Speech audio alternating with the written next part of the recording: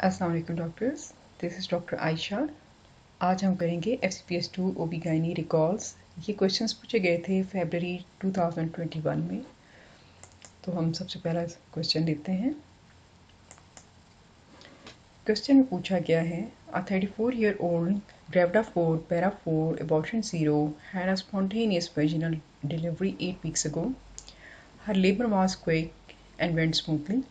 Her newborn weighed 3,200 grams and was declared fit and healthy by attending pediatrician. She attends A&E with moderate vaginal bleeding. She has vaginal bleeding since birth of her daughter. Initial management was started. Her chest X-ray shows diffuse multiple echogenic areas. Her serum beta HCG is 400,000 international units and there is no history of hemoptysis or any medical disorder. So what will be your next step in her management?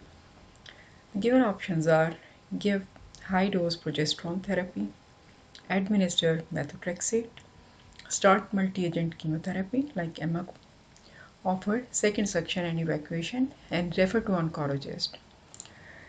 अब आपका पहला task है कि इसमें diagnosis को achieve करना है। Diagnosis है जेस्टेशन GTN या जेस्टेशनल ट्रोफोब्लास्टिक न्यूप्लेसिया। क्यों हम ये कह रहे हैं? क्योंकि बीटा ICG बहुत ज़्यादा है और पोस्टपार्टम पीरियड में है।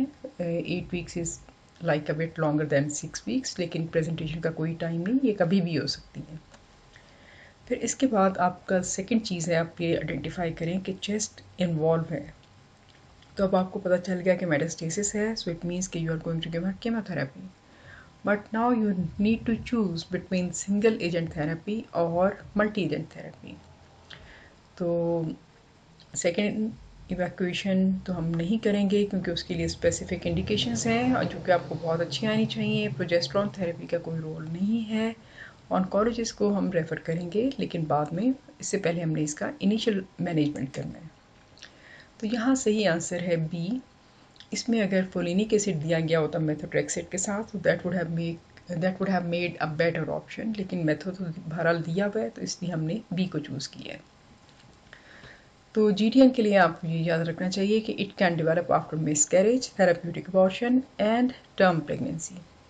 Chorial carcinoma is estimated to occur after approximately 1 in 50,000 pregnancy. तो ये इंसिडेंस है GTN का 1 in 50,000 and it is uncommon.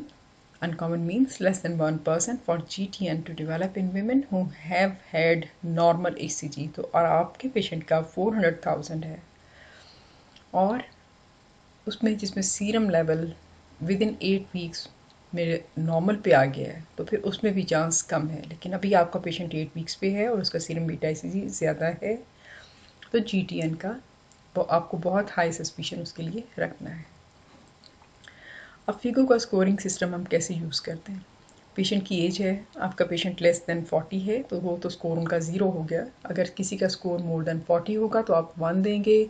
फिर जो प्रेगनेंसी क्या थी, पहले कोई मोड़ था, क्या था क्या नहीं था, मिसकैरेज है, बर्थ है, तो इस पेशेंट की अभी बर्थ है, तो the score is going to be 2। फिर interval months from end of the index pregnancy to treatment, like this is given in the months. तो मंथ्स तो उनके भी सिर्फ 2 में, तो उसके स्कोर इज अगेन 0। लेकिन सीरम बीटा ICG ज़्यादा है, तो इसलिए सीरम बीटा ICG के भी 2 पॉइंट्स इनको मिल जाएंगे। फिर लार्जेस्ट ट्यूमर साइज जो है ये हमें नहीं दिया गया, लेकिन मेटास्टेसिस है। अब आप यहाँ पे ये इंपॉर्टेंट है, ये चीज़ आपको याद रखनी है कि मेटास्टेसिस हैं कहाँ। तो अगर लंग्स हैं तो लंग में 0 है, मीन्स कि अगर पेशेंट के लंग्स इन्वॉल्व हैं भी तो फिर ये आपके एस्टिमेटेड स्कोर को अफेक्ट नहीं करेगा किसी भी वे में, क्योंकि इसका वो 0 स्कोर दिया गया।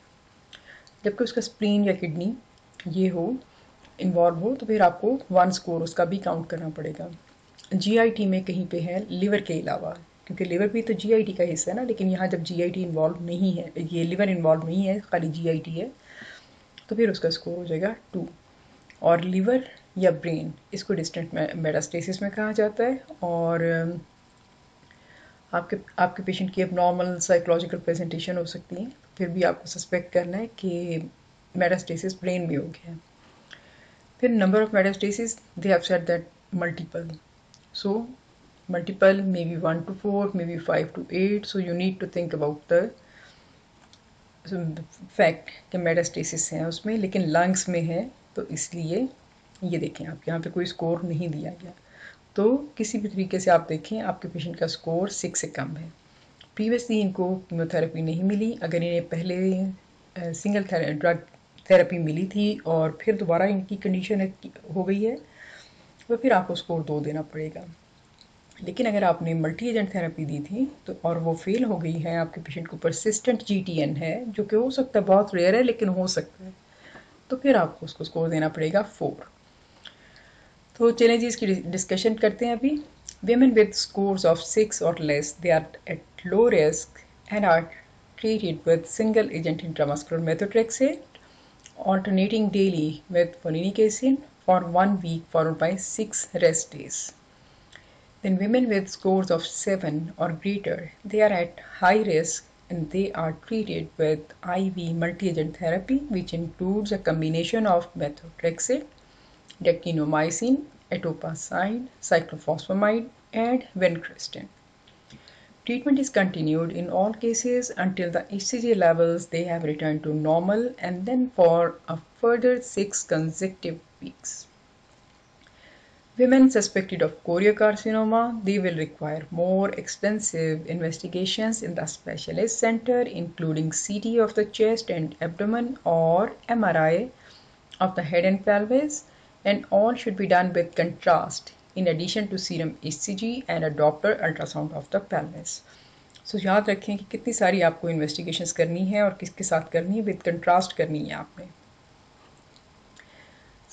अगर किसी का स्कोर 13 है या इससे भी ऊपर है, अभी नई जो गाइडलाइन है इट सेज कि जिसका स्कोर 13 या हायर है, this patient is at higher risk of early death. Early death means within 4 weeks after delivery. तो इसकी रीज़न क्या होगी ये भी अब आप देखें.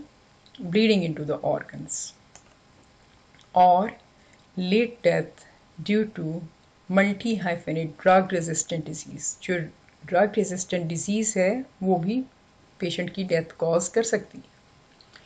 And the cure rate for women with a score of 6 or less is almost 100, while the rate for women with a score of 7 or greater is 94%. Rarely, women with multi-relapse disease, they will require high-dose chemotherapy with stem cell recovery. So ये आपको पूरी guideline में से कुछ points याद रखने हैं. और ट्रीटमेंट, ये इन्वेस्टिगेशंस, ट्रीटमेंट, डायग्नोसिस, ये तो आपको याद ही रखना है क्योंकि ये बहुत इंपॉर्टेंट है और सब सवाल इसी को लेके होंगे. SPA में आप 2 ऑप्शंस तक तो नैरो डाउन कर लेंगे, but then you will have to choose the one जो ज़्यादा करेक्ट है. चलते हैं जी दूसरे क्वेश्चन की तरफ. तो दूसरा क्वेश्चन जो है ये आपको क्या पूछ रहा है यहाँ पे. Let's go over it. An unbooked always pay lot of attention to the unbooked cases, क्योंकि वो हो सकता है बहुत हाई रिस्क पेशेंट हो जिसके बारे में हमें नहीं पता कि इसके साथ पहले क्या प्रॉब्लम था. तो अनबुक्ड 23-year-old primary gravida has given birth to a baby boy in your unit. On examination, baby is found to have a single foreleg, flat nasal bridge, and doesn't respond to auditory stimuli. Young mother gives history of using some medicine during last 10 months. Which of the following could have possibly caused it? So options दी गई हैं आपको. A. Thalidomide, B. warfarin, C. retinoids, D. viral infections, E. genetic defect. आपको पता है कि drugs की side effects भी आएंगी, एनवायरमेंटल फैक्टर्स भी आएंगे, इन्फेक्शियस एजेंट भी आएंगे, जेनेटिक कंपोजिशन भी आएगी. तो बहुत सी चीज़ें इसमें अपना रोल प्ले कर सकती हैं. अब thalidomide, yes it can cause phocomelia, लेकिन how you will explain this flat nasal bridge and hearing loss. Warfarin, yeah it can cause dysplastic hemorrhagica cystica, लेकिन फिर अगेन उसकी यूजुअली ये इन्वॉल्व करता है कार्टिलेजिनस बोन्स को. और लॉन्ग बोन्स को। तो यहाँ पे या flat bones of the scalp भी इन्वॉल्व हो सकती हैं। तो पॉइंट ये है कि फ्लैट नेजल ब्रिज को एक्सप्लेन नहीं करता और इसमें हेयरिंग लॉस नहीं होगा। Retinoids, yes, retinoids can cause plenty of things like head and neck में एबनॉर्मेलिटीज कॉज करेंगे, हेयरिंग लॉस होगा, ब्रेन की एट्रोफी हो सकती है, आई के डिसऑर्डर्स सब के सब हो सकते हैं, माइक्रोऑप्थेल्मिया हो सकता है, कैटरेक्ट हो सकता है, ब्लाइंडनेस हो सकती है, कार्डियक डिफेक्ट्स हो सकते हैं, क्रेनियोफेशियल डिफेक्ट्स तो मैंने अभी आपको बताए हैं और ये एक इंडिकेशन भी है टर्मिनेशन ऑफ प्रेगनेंसी के लिए। Viral infections, yes, viral infections like CMV, cytomegalovirus is the number one cause of sensory neural deafness, लेकिन उसमें और बोन्स भी एब्सेंट हो सकती हैं, लेकिन ये nasal bridge specifically categorically CMV नहीं कॉज करेगा। Genetic defect, yes, this is a possibility. यहाँ पे आपको ये भी याद रखना चाहिए कि कोई ऑप्शंस या स्टोरी में कोई एक दो लाइंस ऐसी हो सकती हैं जो डिस्ट्रैक्टर के तौर पे यूज़ किए जा रहे हैं। क्यों? ताकि आपको आइडेंटिफाई करना पड़े कि ये क्या अंडरलाइन कॉज हो सकती है और ये कंडीशन से रिलेटेड भी है कि नहीं है। तो चलें जनाब, इसका आंसर है ई। तो एक्सप्लेनेशन इसकी ये है कि फोकोमिलिया इज़ अ कंडीशन जिसमें कि ह्यूमन आर्म्स और लेग्स की मेलफॉर्मेशन होती है और बहुत से फैक्टर्स हैं जो ये फोकोमिलिया कॉज कर सकते हैं, सिर्फ ये thalidomide is just one of them. तो ड्रग्स हैं जैसे कि थैलिडोमाइड और फिर जेनेटिक इनहेरिटेंस है। कंजेनिटल लिम्ब डिफेक्ट जिसमें कि आर्म्स और लेग्स जो हैं वो प्रॉपरली ना बने हों तो फिर क्या होगा, बेबी इस तरह से मेल फॉर्म्ड होगा कि कोई लिम्ब मिसिंग है। So the exact cause of congenital limb defect is often not known, लेकिन कई और फैक्टर्स इस ऐसे बच्चे के चांस बढ़ा देते हैं कि उसको कोई प्रॉब्लम होगा, कि उसमें लिम्ब्स उसके मिसिंग हैं। किन चीज़ों से हो सकता है उसको? जीन प्रॉब्लम्स या एक्सपोजर हो सकता है वायरस से, वायरस को या केमिकल्स को।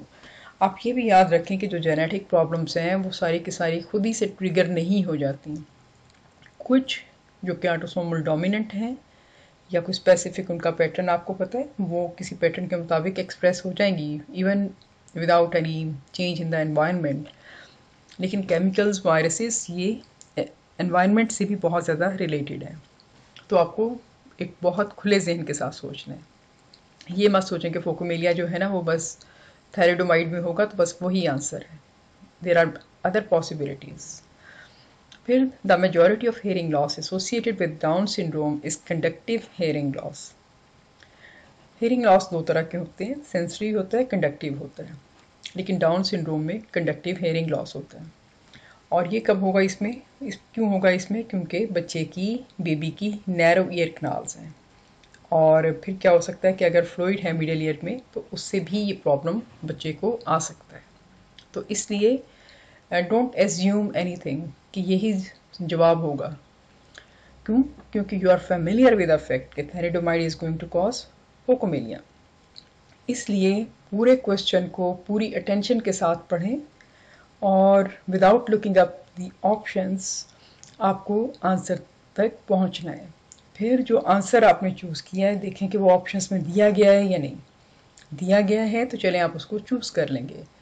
अगर नहीं दिया गया तो फिर आप जो सेकंड नेक्स्ट बेस्ट ऑप्शन है उसको चूज़ करेंगे।